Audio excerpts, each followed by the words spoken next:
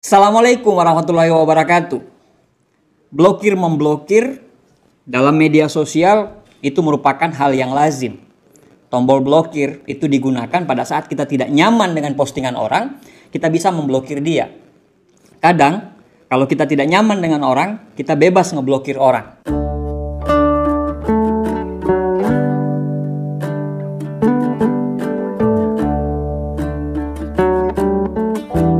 Nah, persoalannya adalah pada saat kita diblokir, kita tidak mengetahui pasti kenapa kita diblokir oleh orang tersebut.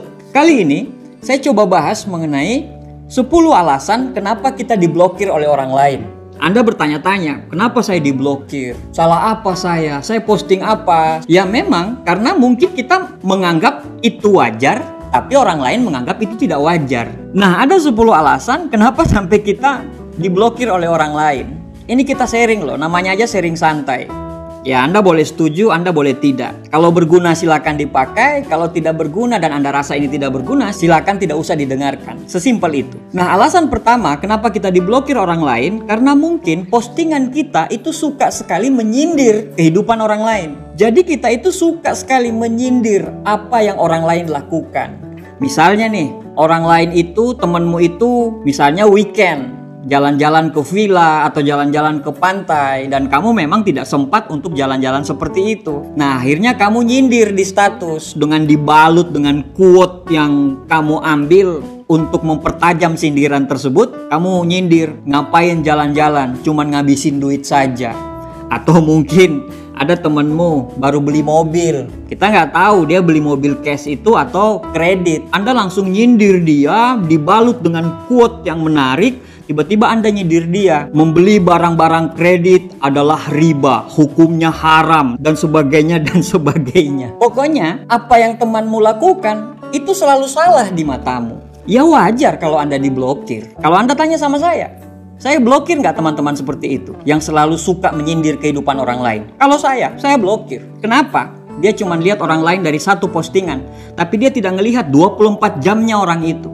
Jadi ngapain nyindir orang lain? Cukup diam dan perbaiki diri kita dan selalu menjadi orang yang lebih baik. Masih banyak kok postingan-postingan yang orang lain jadi nyaman dan kita juga bisa belajar dari postingan kita sendiri itu. Ada yang bilang nih, loh, ngapain dia marah? Itu kan media sosial saya, itu kan punya saya, itu Facebook saya, itu Instagram saya, itu WhatsApp story saya. Ngapain kamu harus marah? Saya nyindir-nyindir juga ya nggak ada masalah. Iya, nggak ada masalah. Tapi jangan salahkan orang lain juga kalau mau blokir, karena postingan Anda itu masuk di media sosial mereka. Yang kedua, kenapa Anda diblokir? Karena mungkin Anda sering sekali memasukkan teman-teman Anda di grup-grup yang tidak jelas tanpa persetujuan temanmu itu. Anda bilang grupnya itu kan berguna. Iya, berguna bagi Anda, tapi belum tentu untuk teman Anda. Jadi kalaupun Anda ingin teman Anda untuk masuk ke grup itu, mintalah persetujuan. Japri aja dulu. Kamu aku masukin ke grup sini ya, boleh nggak? Kalau temanmu nggak boleh ya nggak usah dimasukin. Dan nggak usah kecewa karena kebutuhan tiap orang itu berbeda-beda. Nggak usah baper dengan yang seperti itu. Biasa aja. Ketiga, sering posting hal-hal mesum. Anda kaget terus Anda bilang, loh nggak apa-apa karena kan saya udah nikah. Teman-teman saya juga udah nikah. Ya nggak apa-apa lagi saya posting hal-hal mesum. Iya, betul sama-sama dewasa. Tapi zaman sekarang ini handphonenya para orang tua itu kadang dipegang atau dipakai oleh anak-anaknya. Temenmu itu nggak mau anak-anaknya itu melihat postinganmu yang berbau mesum tadi. Makanya dia blokir. Jadi stoplah postingan hal-hal yang berbau mesum. Yang keempat, share hoax dan kebencian.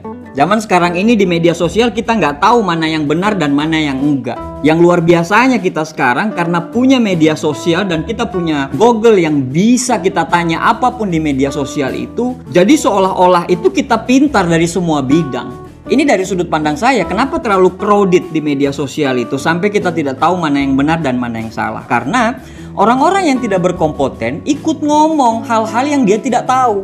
Ikut bicara, ikut share hal-hal yang belum tentu dia tahu kebenarannya itu. Yang paling parah adalah banyak sekali orang posting tentang kebencian. Apa-apa benci, ini benci, itu benci, dan semuanya. Orang-orang yang sering menebar kebencian, menebar kebencian di kehidupannya, menebar kebencian di media sosialnya, itu susah berbuat baik sama orang. Kenapa? Karena hidupnya hidup dengan kebencian. Pada saat dia benci dengan dunia. Akhirnya dia tidak sempat untuk berbuat baik sama dunia. Jadi mungkin Anda diblokir karena sering share hal-hal yang menurut Anda wajar, tapi itu berbau hoaks, belum tentu kebenarannya, dan selalu kebencian terus yang Anda posting. Ya wajar ya Anda diblokir dari media sosialnya orang lain. Yang kelima, kenapa Anda diblokir?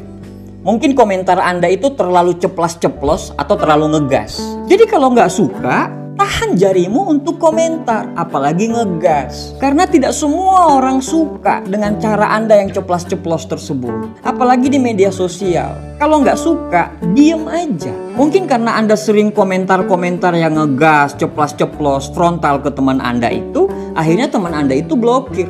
Yang keenam, postingan tidak penting tiap detik. Mau mandi diposting, mau buang air besar diposting, mau apa aja diposting, semuanya diposting. Ya orang bete juga di beranda dia, terutama di media sosial Facebook itu postingan Anda semua dan gak penting semua. Ya wajar kalau Anda diblokir. Yang ketujuh, fake akun. Gak usah kita bahas yang fake akun kayak gini. Kalau saya, ya saya pasti blokir. Yang kedelapan, mungkin Anda terlalu kepo dengan urusan orang lain. Orang lain story apa, Anda komen terus. Gak habis-habisnya, pokoknya semua Anda kepoin semuanya. Dari A sampai Z Anda kepoin, ya orang gak nyaman. Kalau orang gak nyaman terus Anda diblokir, ya wajar. Yang kesembilan, kenapa Anda diblokir?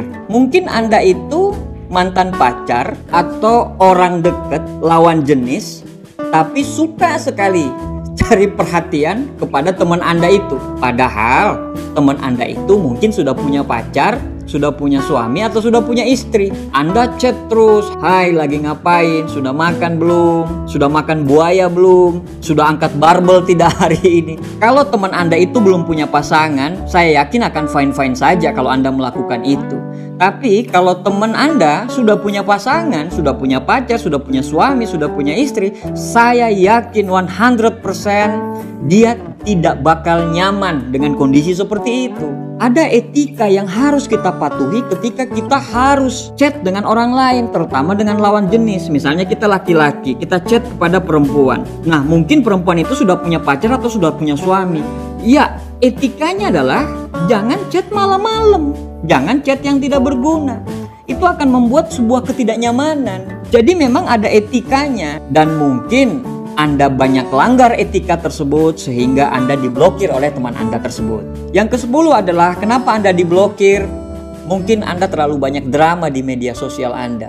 Realita tidak sesuai dengan media sosial Anda. Di media sosial Anda bilang Anda sakit lah, stadium 4 lah, inilah itu. Tapi sebenarnya itu tidak terjadi dan teman-teman Anda tahu mengenai hal itu. Teman-teman Anda tahu kalau Anda memang itu suka drama. Ya wajar kalau Anda diblokir. Kalau Anda tanya sama saya, apakah saya akan blokir orang-orang tersebut? Pasti akan saya blokir orang-orang tersebut. Saya tidak mau untuk memainkan dramanya orang lain dalam kehidupan saya. Itu ada 10 alasan kenapa Anda diblokir. Dan dari sini kita introspeksi diri untuk menjadi orang yang lebih baik ke depannya. Terutama punya etika dalam bermedia sosial. Kita menjadi orang yang benar-benar baik. Bukan cuma dalam kehidupan hari-hari, tapi juga dalam bermedia sosial. Mungkin itu sharing santai dari saya. Mungkin Anda punya alasan lain. Silakan Anda tulis di kolom komentar. Terima kasih. Semoga bermanfaat. Assalamualaikum warahmatullahi wabarakatuh. Sukses buat kita semuanya.